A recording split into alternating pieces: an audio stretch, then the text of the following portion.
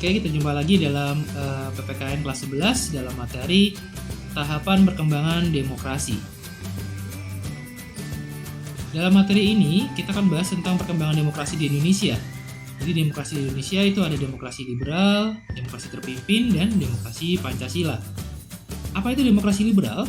Demokrasi liberal atau dikenal juga demokrasi parlementer merupakan demokrasi yang menekankan pada prinsip liberalisme, yaitu kebebasan individu, kompetisi, individualisme, dan mekanisme pasar.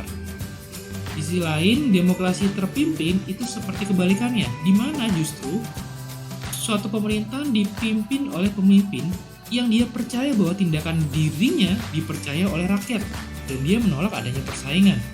Jadi ini kebalikan dari demokrasi liberal yang menekankan kebebasan masyarakat. Lalu ada juga demokrasi Pancasila, yaitu demokrasi yang berlandaskan nilai-nilai Pancasila, didasarkan pada sila keempat Pancasila. Kalian bisa melihat dalam video pembelajaran demokrasi Pancasila. Nah, seperti juga manusia yang tidak statis, selalu berubah, selalu dinamis, ternyata demikian pula perkembangan demokrasi di Indonesia. Sejak merdeka tahun 1945 sampai sekarang, begitu terus berkembang. Ada 4 tahapan perkembangan dalam demokrasi di Indonesia, yaitu periode tahun 45 sampai 59, periode 59 sampai 65, lalu periode 65 sampai 98, dan terakhir periode 1998 sampai saat ini. Kita akan bahas dari yang pertama, yaitu periode 1945 sampai 59. Dalam periode ini terjadi perubahan konstitusi sebanyak 3 kali. Jadi yang pertama adalah Undang-Undang Dasar 1945 sampai tahun 1949, kemudian berubah konstitusinya menjadi konstitusi RIS. Kenapa berubah? Karena bentuk negara Indonesia juga berubah, jadi Republik Indonesia Serikat. Maka konstitusinya juga berubah. Tapi ini hanya bertahan satu tahun, dari 49 sampai 50. Kemudian Indonesia berubah lagi menjadi bentuk negara kesatuan, sehingga undang-undangnya pun berubah menjadi Undang-Undang Dasar Sementara atau UUD 1950. Kenapa namanya sementara? Karena dirumuskan oleh Badan Konstituante untuk membentuk Undang-Undang Dasar yang baru.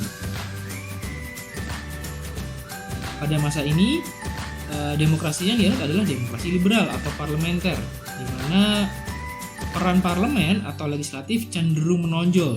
Juga demokrasinya cenderung liberal karena partai-partai yang berkuasa saling menonjol satu dengan yang lainnya. Di mana saat ini juga pada periode ini terjadi pemilu pertama di Indonesia, yaitu tahun 1955. Akan tapi karena pemerintahannya sering gonta-ganti kabinetnya, menyebabkan pemerintahan tidak menjadi stabil. Jadi sering gonta-ganti kabinet. Nah, periode yang kedua adalah tahun 1959 sampai 1965. Gagalnya Konstituante membuat Undang-Undang Dasar yang baru menyebabkan Presiden Soekarno mengeluarkan dekret presiden tanggal 5 Juli 1959. Salah satu isinya kembali ke Undang-Undang Dasar 1945. Jadi konstitusinya kembali ke UUD 1945. Nah, demokrasinya saat periode ini adalah demokrasi terpimpin, di mana kekuasaan presiden sangat kuat dan peran partai politik menjadi terbatas. Akan tapi juga terjadi penyimpangan terhadap Undang-Undang Dasar 1945, yaitu dengan dibubarkannya DPR dan presiden bahkan mengangkat dirinya menjadi presiden seumur hidup. Padahal tidak boleh ya, berdasarkan konstitusi harusnya ada batasan dalam menjadi penguasa atau presiden. Nah, tahun 1965 sampai 1998 konstitusinya tetap sama, yaitu Undang-Undang Dasar 1945 yang rencananya dilaksanakan secara murni dan konsekuensi, tapi tidak terjadi. Nah, pada periode ini pemerintahan dipegang oleh Presiden Soeharto, yaitu dengan Orde Barunya, dan demokrasinya berdemokrasi Pancasila, tentu berdasarkan nilai-nilai Pancasila pada teorinya, tapi ternyata tidak sesuai dengan prakteknya.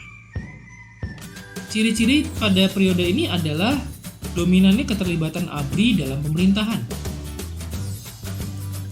Lalu yang kedua adalah praktek sentralisasi kekuasaan, di mana kekuasaan presiden menjadi sangat kuat, dan juga adanya campur tangan pemerintah yang besar, dan fungsi parpol juga masih dibatasi.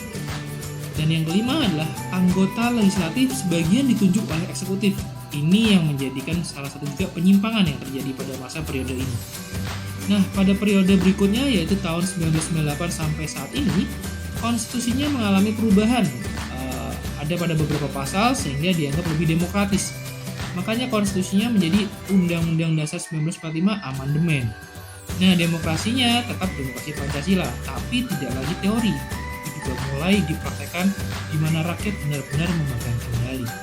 Ciri-cirinya adalah dilaksanakannya pemilu secara langsung, baik itu memilih eksekutif, yaitu presiden dan wapres, dan juga memilih legislatif, yaitu anggota DPR dan DPD. Kalau yang kedua, ciri-cirinya pada masa ini juga terjadi sistem check and balance atau saling mengawasi, baik itu antara lembaga legislatif, eksekutif, dan juga yudikatif. Demikian untuk tahapan perkembangan demokrasi di Indonesia. Kita akan jumpa dalam video pembelajaran berikutnya.